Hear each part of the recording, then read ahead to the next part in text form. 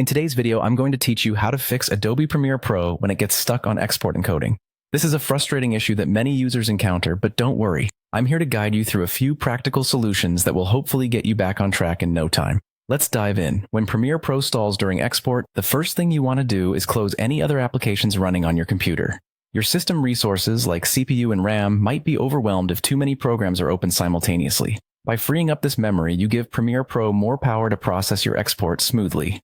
It might seem simple, but it's an often overlooked step that can really make a difference in performance. Next up, make sure you have enough disk space available for your render file. Sometimes the export process comes to a halt simply because there isn't enough room to save the final file. You might need to clear some space or choose an alternative location with more available memory to store the export. This step is essential, so double-check to ensure there's more than enough space available. Now, you'll want to navigate to the File menu within Premiere Pro. This is where we begin addressing the specific settings for your export. Once there, head to the Export submenu and select Media. This takes you to the Export Settings window, where you can customize how your video will be exported. In the Export Settings window, use the format setting of H.264 and select the preset match source, high bitrate. H.264 is a highly compatible format that's widely used because it provides good quality without requiring enormous file sizes. Selecting the match source, high bitrate preset ensures you're maintaining the quality of your original footage while fitting the export settings precisely to your editing timeline.